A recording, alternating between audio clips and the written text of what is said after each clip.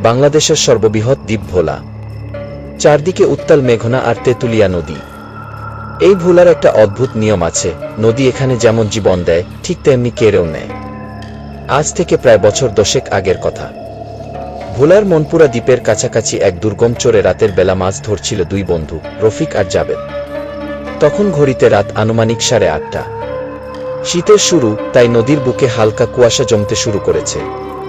রফিক নৌকার হাল ধরেছিল আর জাবেদ জাল গুছিয়ে রাখছিল।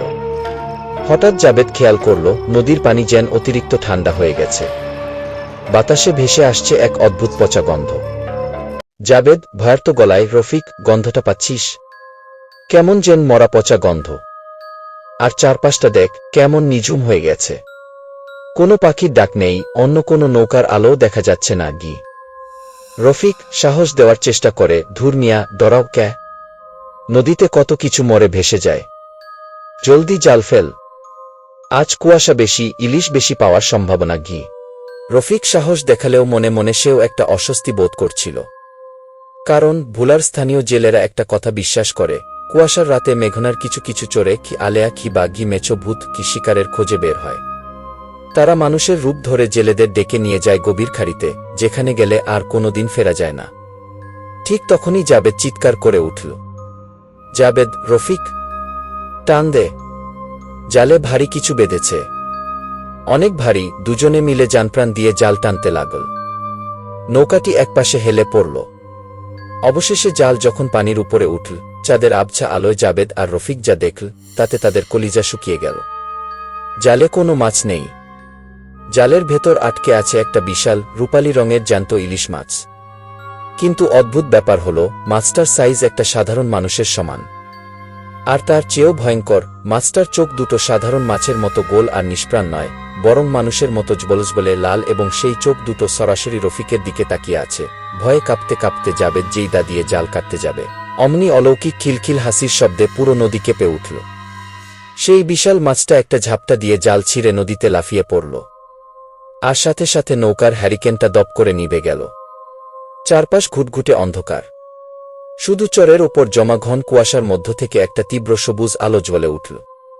সেই আলোর মাঝখান থেকে একটা চেনা গলা ভেসে এল। হুবহু রফিকের 1 বছর আগে নদীতে ডুবে মারা যাওয়া ছোট ভাই কালামের গলা।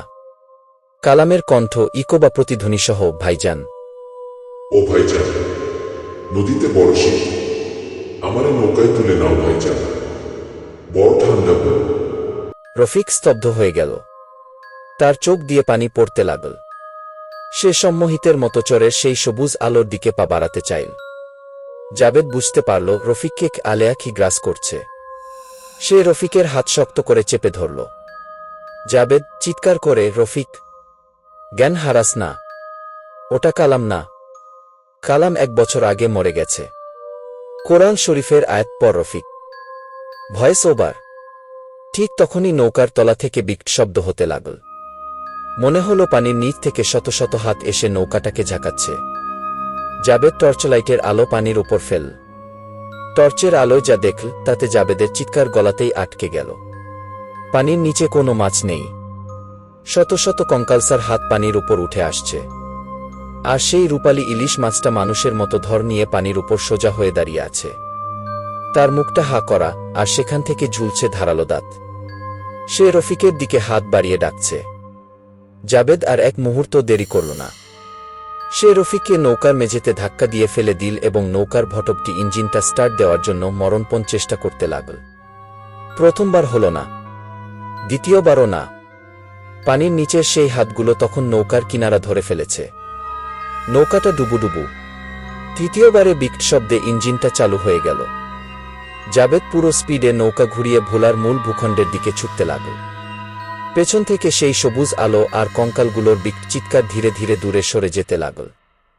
পরদিন সকালে ভোলার ঘাটে যখন নৌকাটা পৌঁছাল, স্থানীয় লোকজন রফিক আর জাবেদকে অচেতন অবস্থায় উদ্ধার করে। রফিক বেঁচে গেলেও তার মানসিক ভারসাম্য পুরোপুরি হারিয়ে ফেলে। সে আজও ভোলার মেঘনা নদীর দিকে তাকিয়ে বিড়বিড় করে বলে, ওই দেখ, রূপালী ইলিশটা ডাকছে। গি ভোলার জেলেরা এখনো কুয়াশার রাতে মনপুরার ওই চরের দিকে ভুলেও নৌকা নেয় না। কারণ তারা জানে মেঘনার বুকে রূপালী ইলিশের লোভ দেখিয়ে আজও কেউ